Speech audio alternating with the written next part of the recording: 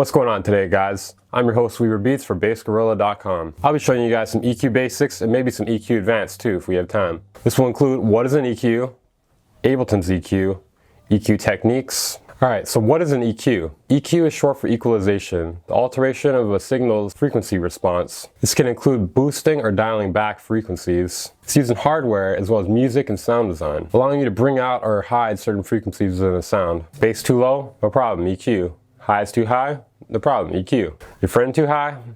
EQ. Alright, that probably won't work. Here are some simple concepts you may want to familiarize yourself with. Frequency, the area within the sound you are targeting. Gain, the amount to be boosted or attenuated. And Q, the steepness of the boost/cut. Alright, now we're going to talk about Ableton's EQs. Alright, so first off we have EQ3.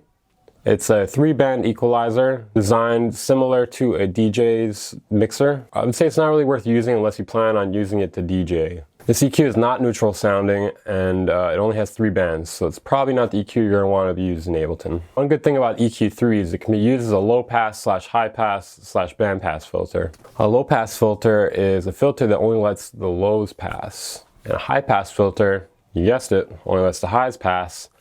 And the band pass only lets the band pass.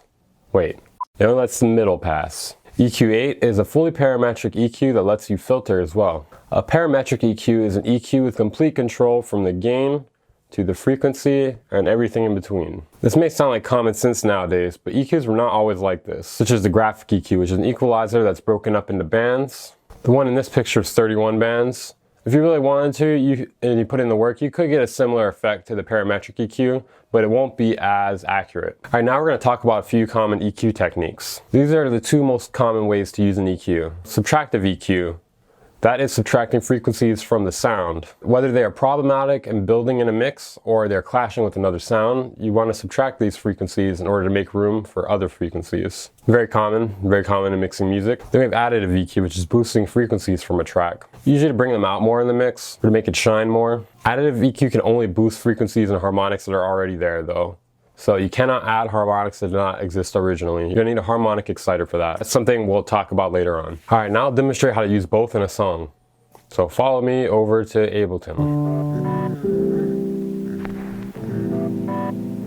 Alright, so I got the simple beat I made here. It's just a sample and drums basically.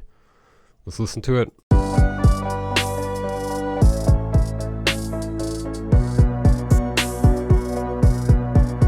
Alright, so the levels are pretty good, but I notice the kick's not quite cutting through the sample. So a great way to fix that is with Subtractive EQ. So I'm going to take the EQ8 here, I'm going to drag it onto the sample. I'm going to try to find the spot where the kicks are hitting. There might be a few areas, and this is known as harmonics. We're going to try to cut out where a few of those harmonics are hitting. There's a good way to detect it. I'm going to show you guys real quick. It's called sweeping. So if you want to sweep the frequency, you do a boost like this. You're going to want to play your audio and you're going to drag it around until you hear the area you're looking for. Essentially, you're trying to pinpoint areas within the audio using that. It makes it easier to hear frequencies. I'm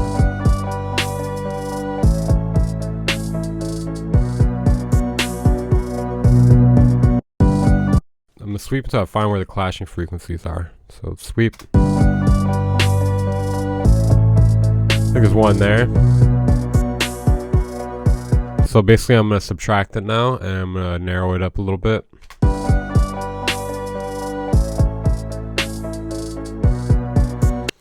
And to my ears, it sounds like we need to also cut one above it and below it. We're going to do the same thing. We're going to turn one into a bell. We're going to do the same process. We're going to sweep, find the clashing frequency.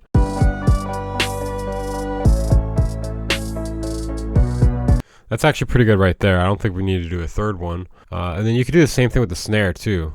So we could duplicate that, and we could even just move. We can disable one of these bands, and we could just move it up to the snare by moving the frequency.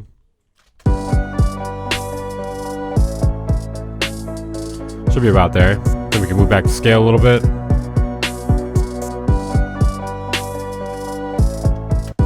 Now we're going to want to do some additive EQ. So let's try to think about this. Where can the song sound a little bit better? What frequencies can we bring out and what instrument?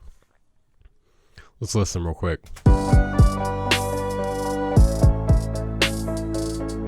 I think the highs could shine more on that thing in the background. I don't really know what to call it. It's like, let me find it. First off, I'm going to turn it up.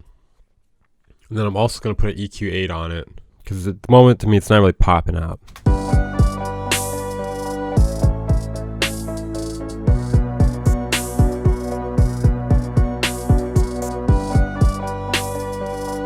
Then after doing that, it made me realize we need to bring out this other open hat a little more too. So I'm going to turn it up a little bit and duplicate this over here.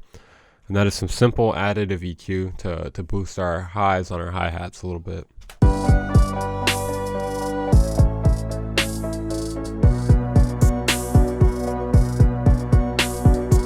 And that's a very simple example of additive EQ. Okay guys, that's it for this lesson on EQ Basics. I'm your host Weaver Beats for bassgorilla.com. Make sure to check me out on Twitter or my own YouTube channel, Weaver Beats. See you guys in the next lesson.